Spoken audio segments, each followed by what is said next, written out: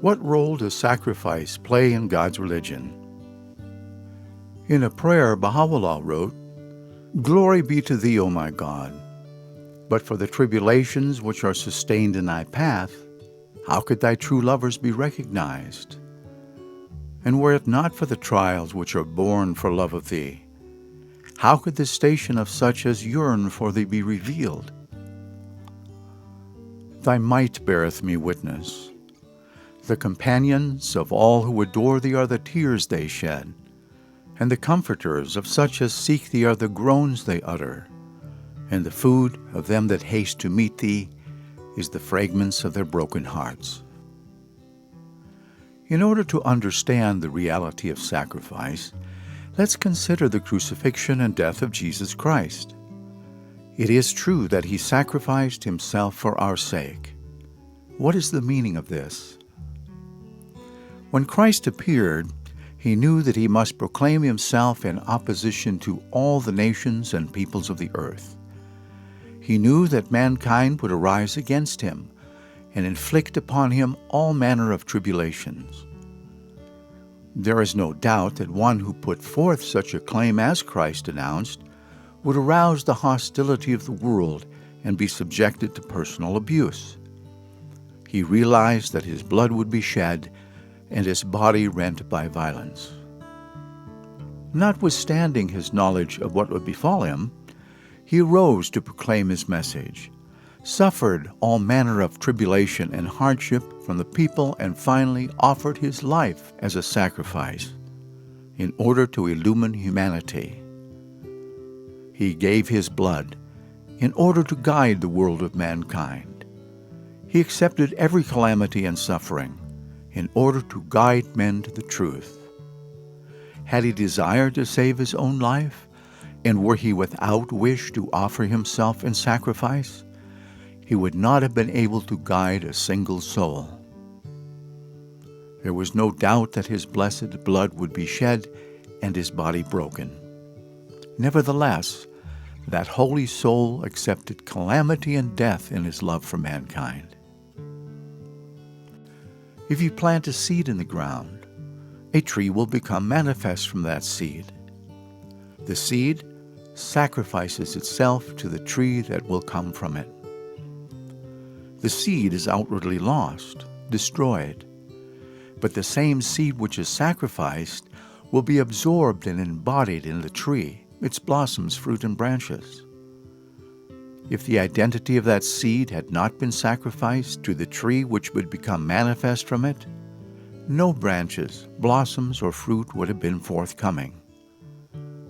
Christ outwardly disappeared. His personal identity became hidden from the eyes, even as the identity of the seed disappeared. But the bounties, the divine qualities and perfections of Christ became manifest in the Christian community, which Christ founded through sacrificing himself. Christ, like unto the seed, sacrificed himself for the tree of Christianity. Therefore his perfections, bounties, favors, lights, and graces became manifest in the Christian community, for the coming of which he sacrificed himself. Know that when the Son of Man yielded up his breath to God, the whole creation wept with a great weeping. By sacrificing himself, however, a fresh capacity was infused into all created things. Its evidences, as witnessed in all the peoples of the earth, are now manifest before thee. The deepest wisdom which the sages have uttered, the profoundest learning which any mind hath unfolded, the arts which the ablest hands have produced, the influence exerted by the most potent of rulers, are but manifestations of the quickening power released by his transcendent, his all-pervasive and resplendent Spirit. What effect does sacrifice and service to God have? One day a wealthy man came to Jesus and said, "Good teacher, what good thing shall I do that I may have eternal life?" Jesus said to him, "If you want to be perfect, go sell what you have and give to the poor, and you will have treasure in heaven. And come, follow me." But when the young man heard that saying, he went away sorrowful, for he had great possessions. Then Jesus said unto his disciples, "Verily I say unto you, that it is easier for a camel to go through the eye of a needle than for a rich man to enter into the kingdom of God. If anyone desires to come after me, let him deny himself, and take up his cross and follow me. For whoever desires to save his life will lose it, but whoever loses his life for my sake will find it. For what profit is it to a man if he gains the whole world and loses his soul? Or what will a man give in exchange for his soul?" This key teaching of the gospel has been upheld and explained in the Baha'i writings. The beauty of Abha, "May my life be a sacrifice to the dust of his footsteps," hath opened a great door before your faces and bestowed a weighty gift upon you. We must know the value of this and sacrifice ourselves entirely. Nay, we must forget ourselves. We must wish for no rest and seek no joy. We must seek no name nor fame, no ease, amplitude, nor convenience.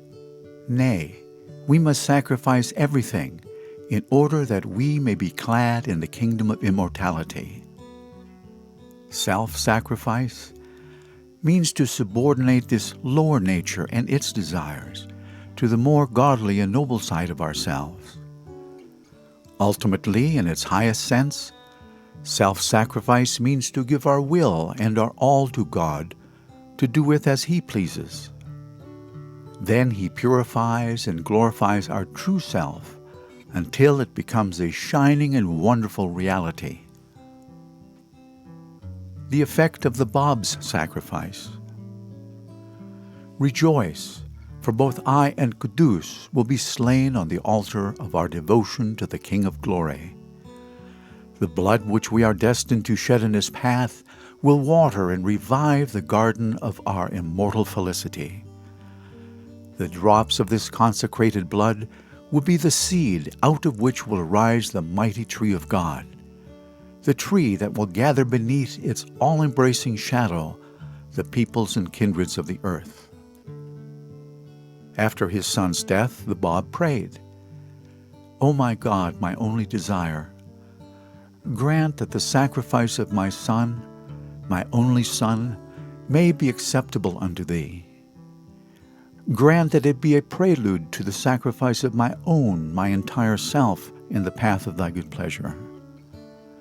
Endue with thy grace my lifeblood, which I yearn to shed in thy path. Cause it to water and nourish the seed of thy faith. Endow it with thy celestial potency, that this infant seed of God may soon germinate in the hearts of men, that it may thrive and prosper, that it may grow and become a mighty tree, beneath the shadow of which all the peoples and kindreds of the earth may gather." The effect of Baha'u'llah's sacrifice. The ancient beauty hath consented to be bound with chains, that mankind may be released from its bondage, and hath accepted to be made a prisoner within this most mighty stronghold, that the whole world may attain unto true liberty. He hath drained to its dregs the cup of sorrow, that all of the peoples of the earth may attain unto abiding joy and be filled with gladness. This is of the mercy of your Lord, the compassionate, the most merciful. We have accepted to be abased, O believers in the unity of God, that ye may be exalted, and have suffered manifold afflictions, that ye might prosper and flourish. The effect of the sacrifice of those who were imprisoned with Baha'u'llah. The blood shed in the course of that fateful year in Tehran by the heroic band with whom Baha'u'llah had been imprisoned was the ransom paid for his deliverance from the hand of a foe that sought to prevent him from achieving the purpose for which God had destined him. The effect of the sacrifice of Baha'u'llah's son, the purest branch. The purest branch died at age 22 in 1870 when he fell through a skylight while wrapped in prayer on the roof of the prison barracks in Akka. He asked Baha'u'lláh to accept his life as a ransom so that pilgrims prevented from attaining Baha'u'llah's presence would be enabled to do so. Baha'u'lláh in a prayer made this astounding proclamation: "Glorified art thou, O Lord my God.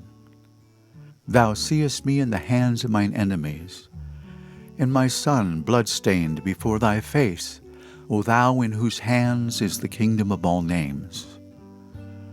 I have, O my Lord, offered up that which thou hast given me, that thy servants may be quickened, and all that dwell on earth be united." The effect of the sacrifice of the early Persian believers. The Inquisition and appalling tortures following the attempt on the life of Nasruddin Shah imparted to the faith a vitality which no other impulse could have secured. This recrudescence of persecution, this fresh outpouring of the blood of martyrs, served to further enliven the roots which that holy sapling had already struck in its native soil. Suffice it to say that upon these heroes of Baha'u'llah's native land was bestowed the inestimable privilege of sealing with their lifeblood the early triumphs of their cherished faith and of paving the way for its approaching victory. In the blood of the unnumbered martyrs of Persia lay the seed of that divinely appointed administration, which, though transplanted from its native soil, is now budding out under your loving care into a new order destined to overshadow all mankind. A martyr's reward. This life will surely pass away like unto a fleeting shadow, and the gay trappings of this earthly existence will soon be rolled up. The cup of bitter death will be borne round, and the fire of anguish and despair will be set ablaze. The foundation of human life will crumble, and this clamorous outcry and tumult will be hushed to silence and stillness. Rejoicings will cease, and pleasures will come to an end. The souls will set out empty-handed on their journey to the next world, compassed by intense grief and anguish. Of the contemplation of bygone days, of the former life of comfort, joy, and power, not a single vestige will be left. Utter perdition will prevail, and everyone's grievous loss and deprivation will be laid bare. However, such faithful friends as have laid down their lives as martyrs will be stirred by the waves of the ocean of ecstasy. They will be filled with joy and radiance through the revelation of heavenly glad tidings, will receive divine confirmations of loving kindness, and will be sustained by the wondrous blessings of the peerless Lord in such wise that they will be moved to say, "Praise be to God that during our lifetime in this mortal world we became the target of darts in the path of God and were exposed to the dire peril of arrows and spears. Every day a shaft of cruelty was hurled at us, and every moment we drank our fill from the draught of affliction, till eventually we hastened forth to the field of martyrdom for the sake of His love, and offered up our hearts and souls in the path of the All-Merciful. Indeed, at that moment, such souls will rejoice with exceeding gladness, and will be so carried away by the joyful tidings of God that they will wing their flight to the heaven of eternal glory with the utmost ecstasy, exaltation, and spiritual blissfulness. It is our ardent hope now that we too may partake of a drop of the celestial cup, and may receive a portion from this life-giving draught. Verily, my Lord will vouchsafe His special favors unto whomsoever He pleaseth. No God is there but Him, the all-bountiful, the most generous.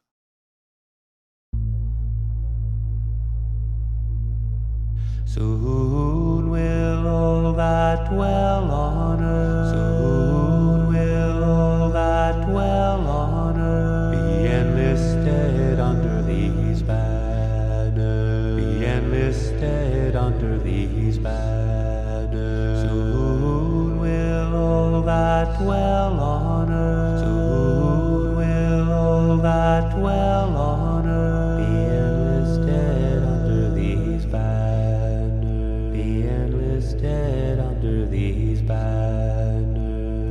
Ya Bahá'u'lláh, Ya Bahá'u'lláh, Ya Bahá'u'lláh, Ya Bahá'u'lláh, Ya Bahá'u'lláh, Ya Bahá'u'lláh, Ya Bahá'u'lláh.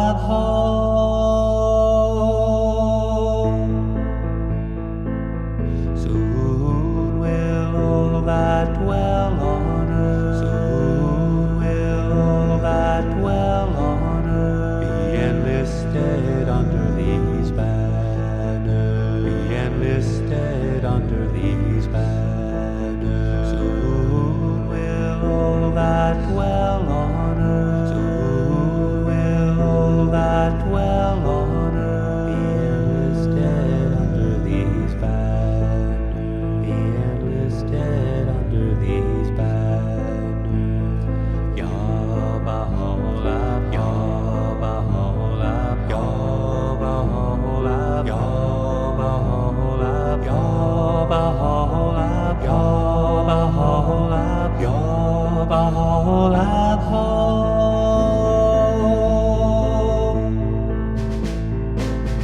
Soon will all that dwell on earth, soon will all that dwell on earth be enlisted under these banners, be enlisted under these banners. Soon will all that dwell on earth, soon will all that dwell on earth be enlisted under these banners, be enlisted under these banners.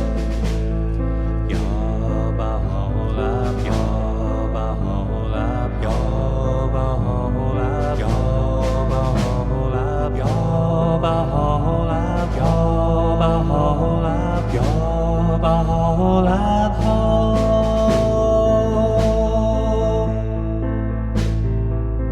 Soon will all that dwell on earth, soon will all that dwell on earth be enlisted under these banners, be enlisted under these banners. Soon will all that dwell on earth, soon will all that dwell on earth be enlisted under these banners, be enlisted under these banners.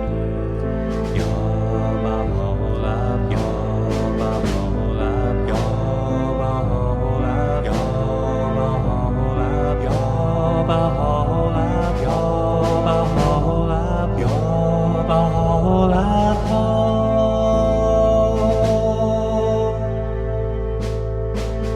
Soon will all that dwell on earth, soon will all that dwell on earth be enlisted under these banners, be enlisted under these banners. Soon will all that dwell on earth, soon will all that dwell